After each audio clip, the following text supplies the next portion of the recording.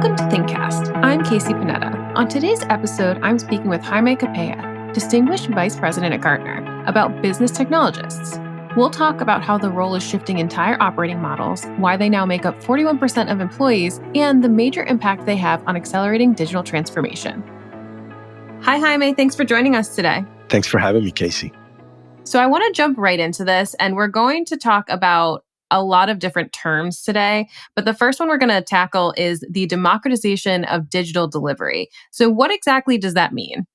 It means putting the tools and the responsibilities and the accountability for building digital capabilities in the hands of business technologists, staff that work in business areas, not in IT departments. And it is something that has been gradually gaining momentum through the combination of multiple factors, cloud computing, low-code, no-code development platforms that have reduced the barriers to entry, demographic factors with digital natives now comprising the bulk of the workforce, people that are far more comfortable coding, and the recognition that technology and analytics are critical for most jobs at the enterprise nowadays in a way that goes far beyond what a single corporate IT department could hope to provide. And the pandemic has given this trend renewed urgency, renewed focus, because we've had to democratize technology delivery to work remotely, to serve clients or serve our citizens remotely, to digitize the way we work. And so the need for tech work clearly goes beyond what IT departments can fulfill by themselves. And it's causing many companies to reconsider how they draw the boundaries between what IT departments do and the kind of technology responsibilities that people outside of IT have. That's what we refer to by democratizing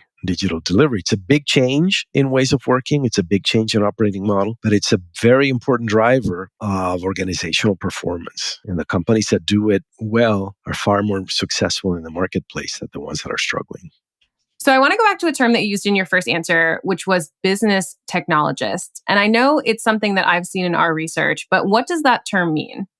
It refers to employees that create technology or analytics capabilities for work, but work in business areas, not in formally structured IT departments. And so what we found in our research was that 41% of employees on average are actively involved as business technologists in creating technology or analytics capabilities. So percentage varies a little bit by industry, so it's lower in less technology-intensive sectors like government. It's closer to 25%. And in more IT-intensive sectors like high tech, it's closer to 50%. But we pretty much see it across industries everywhere right now. I know for a lot of years, we had this term called shadow IT, which is essentially groups outside of IT using different technologies that IT couldn't see and didn't have insight into. Is this the evolution of that, or is this something completely different? How do the two relate? Shadow IT was traditionally used to refer to efforts by business areas to circumvent IT's infrastructure and go their own way and put their own kind of emails, servers, and it's often very duplicative. Business technologists tend to work on mission-critical things that have high visibility, and more often than not, they are collaborating very closely with our IT departments. And in fact, when we surveyed business technologists, they view working with IT as something very valuable that helps them with innovation, security, and speed. So I would say most of this work is not in the shadows. It is a new way of collaborating with IT departments. Now, having said that, not all IT departments are fully cognizant and accepting of this. Some IT staff tend to be threatened by it. Others are part of it. About 1/3 of business technologists used to work in an IT department at some point in their previous career. So it's very telling where this movement tends to come from. 1/3 of them are IT professionals that just went to work at a business area or a corporate function. So I think it's interesting that you use the term threatening, because it is, I could definitely see how from maybe an IT perspective, it might seem like people are sort of treading on their territory, but it's really more just giving them insight, right, into what business units are working on and giving them more influence without having to take on a lot of projects that they can't really handle resource-wise? Yeah, absolutely. In many ways, this represents something that in IT we have wanted for quite a while, right? It's more money devoted to technology, just happens to be outside of the CIO's budget. It is more people working on technology. They just happen to be in business units. And it is more value from technology, but driven by business technologists. And so it does require that we help our staff in IT kind of adjust to it. But it's really a big expansion, both in the role that technology plays at the enterprise and, frankly, in the role that IT plays at the enterprise. It's a more strategic role, equipping and empowering others to build digital capabilities. But it's a very, very significant and very strategic role. So it is different. It is a departure from kind of the traditional systems operation focus of IT departments. And it will take some time for IT departments to get comfortable with it and to develop the capabilities to engage business areas in this different way. But it's a pretty exciting and pretty significant evolution that is making CIOs very strategic, far more visible, with greater resources and a much wider impact across the whole enterprise. It's kind of interesting. Gartner has talked for so many years about the business value of IT and really establishing what technology can do to support these real business initiatives. And this seems like sort of a awesome step in that direction. For sure. And the IT departments that most successfully equip business technologists and empower business technologists we found in our research, are 2.5 times more likely to accelerate their digital business transformation. They conclude digital initiatives faster, they get value from those digital initiatives far quicker, and overall, they're more successful at dealing with competitive threats, with the threats of disruption from startups and digital competitors. So it puts IT front and center of some of the most strategic and significant conversations that the C-suite can have these days. I want to pause quickly to invite our listeners to learn more about fusion teams and a new model for digital delivery.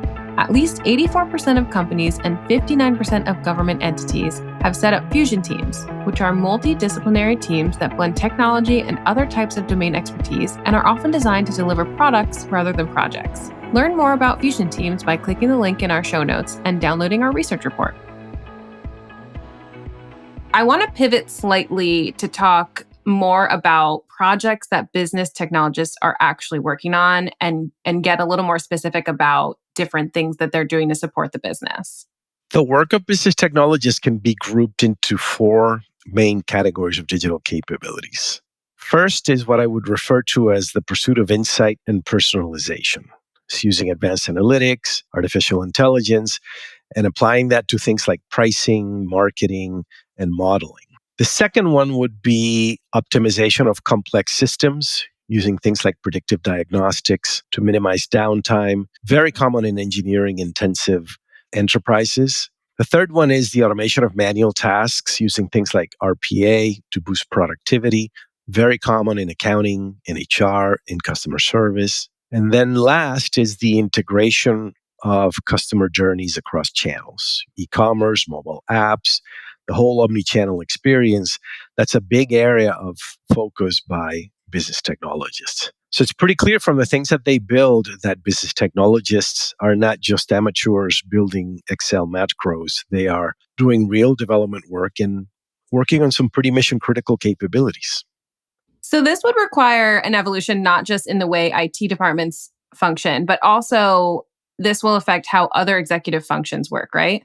Absolutely. So this affects the whole operating model of the enterprise, right? First, you need general managers of business units to embrace the idea that they're going to have to resource business technologists in fusion teams, right? They're going to have to resource these teams with their own staff to take a much more active leadership role in digital initiatives. Then you also need to change what the corporate functions tend to do. They historically focus on bureaucratic control, and they're going to get comfortable devolving digital accountability to business technologists. So the finance function needs to fund persistent fusion teams. Procurement needs to help them connect with innovative vendors rather than just seek economies of scale. HR, which is so traditionally focused on role clarity, will have to promote role flexibility and rotations of staff across teams. information security, which traditionally enforced checkpoint-based compliance with security, now needs to focus more on helping these teams work autonomously, but with the judgment necessary to not put the enterprise at risk. So it's a pretty significant evolution in how the other executive functions operate and relate to business technologists. But we see it underway in the most progressive companies, and it's a very interesting change to be sure. You mentioned, very progressive companies that are obviously kind of all over this, but are you seeing in your interactions with clients or whoever, are you seeing that they're open to these changes? Like, is the CISO, are they into it, or are they kind of hesitant that it's going to change too much of their role or their function?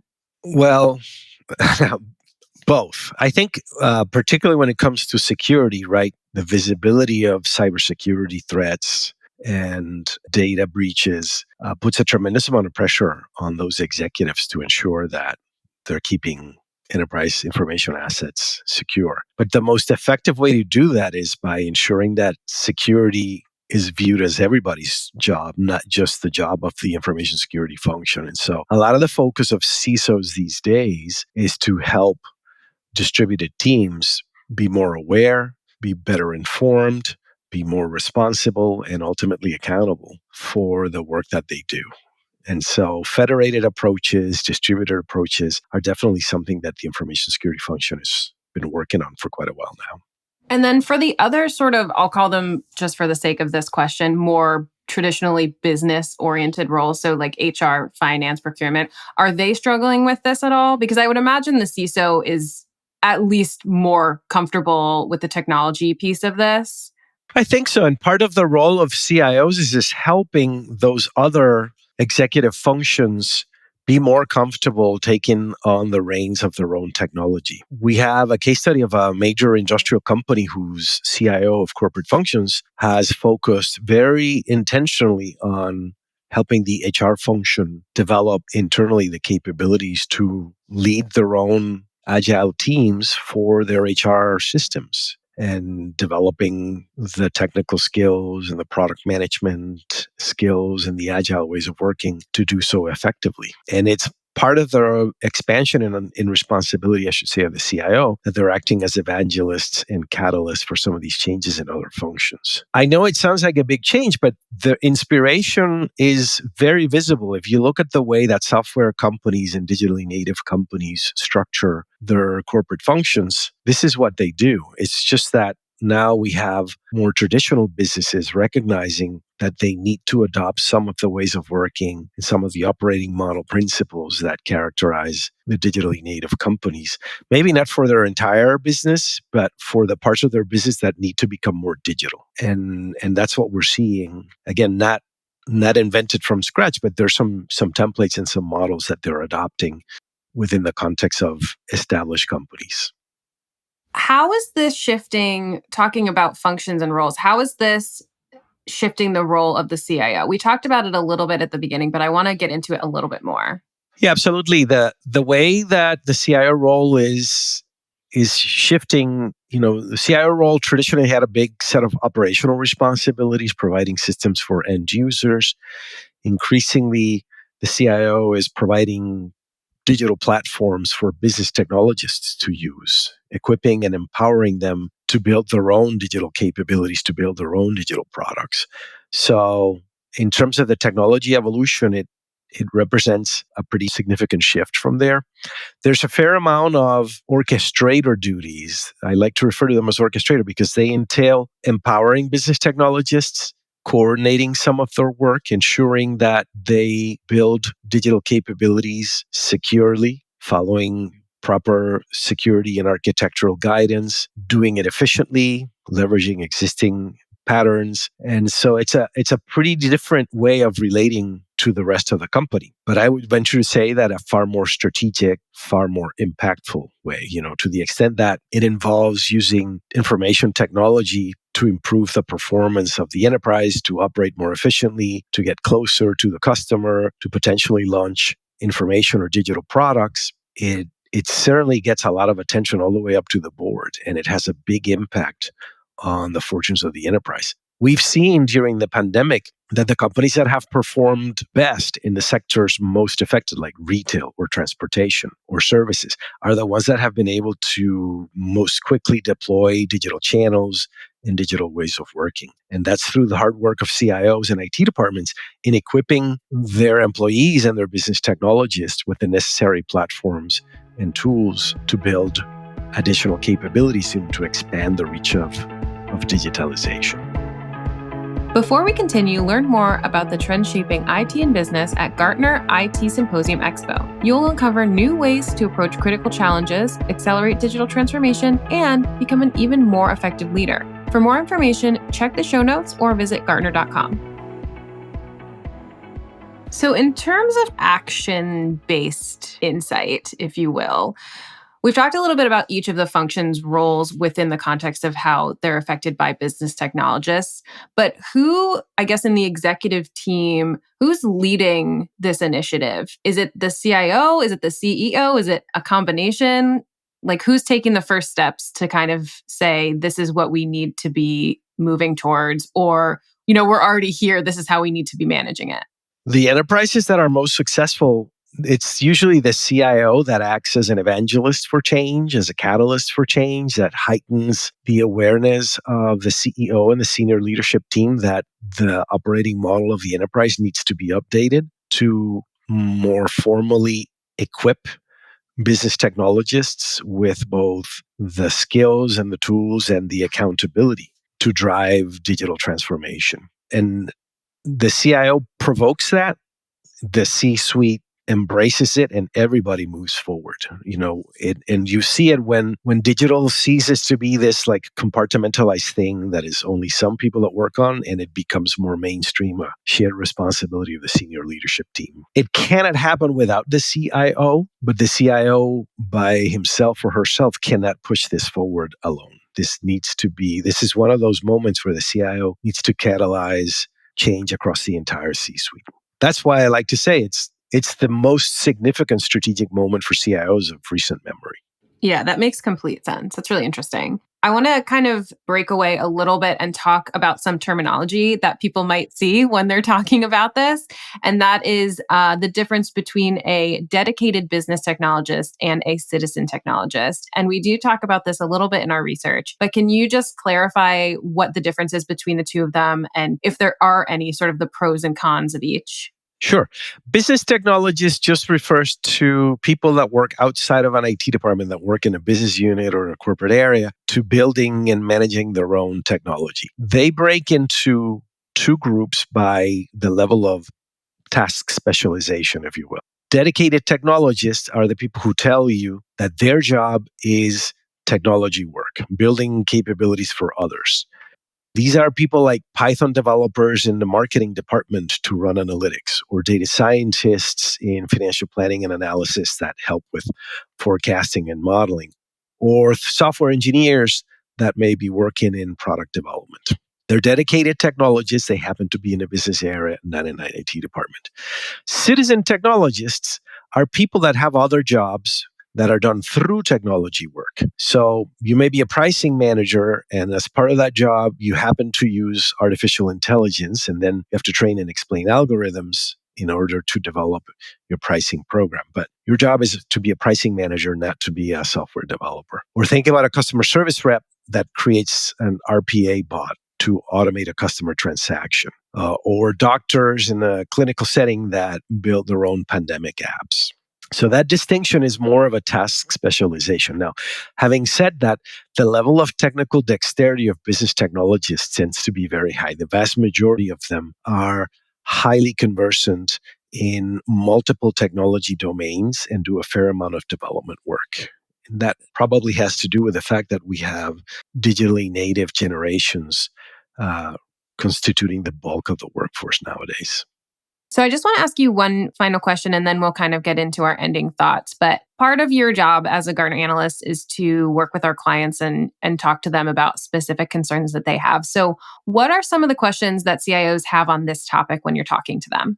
There's tremendous curiosity on this topic. How to change the operating model of the IT organization, how to change the enterprise operating model to support business technologists. And CIOs are very curious to know how prevalent is this? How widespread is this? And we have some pretty unique data to share with them based on our surveys of employees across companies, across industries. And then they're very keen to understand, what are the common pitfalls and how are other companies avoiding those? And so we have case studies that help illustrate that. Among the most common challenges CIOs face is how to convince their IT leadership teams to embrace the idea of engaging with business technologists and not view it as a threat, because not everybody in the leadership team is quite as open to this change. But once people see the prevalence and see the opportunity, is actually a pretty significant expansion in the strategic reach of the IT organization to kind of equip and empower others. And so they get on board. The last area where we get a lot of CIO questions on how to help them is how to educate the rest of the C-suite on this trend of business technologists.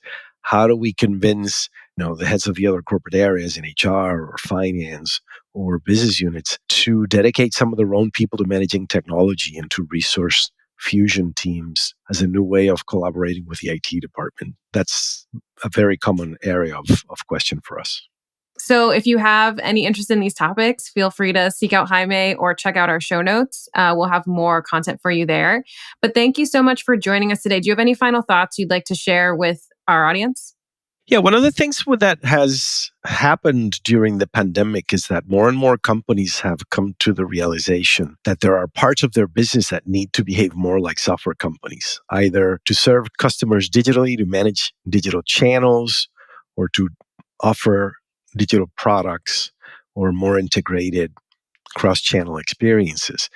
And they're coming around to the realization that the way to do that well is to democratize digital delivery, to empower business technologists that are closest to the customer, closest to the operations, or closest to the product to build and run their digital capabilities. They can't do this without the CIO and corporate IT, but the CIO and corporate IT can also not do this by themselves. So it represents a new partnership, far more strategic, far more impactful, and that is gaining renewed urgency as we can tell the difference in business performance between the companies that are more effective at digital transformation from the ones that are not. And the pandemic has kind of heightened that digital divide very clearly. So in many ways, this is a terrific time to be in IT and to be a CIO and to guide this evolution of IT departments to equip and empower others to build digital capabilities. Thanks, Jaime. Thanks, Kasey. Gartner ThinkCast is a production of Gartner, the world's leading research and advisory company, equipping executives across the enterprise with indispensable insights, advice, and tools to achieve their mission-critical priorities. You can learn more at Gartner.com. All content in Gartner ThinkCast is owned by Gartner and cannot be repurposed or reproduced without Gartner's consent. Gartner is an impartial, independent analyst of business and technology.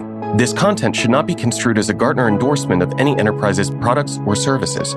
All content provided by other speakers is expressly the views of those speakers and their organizations.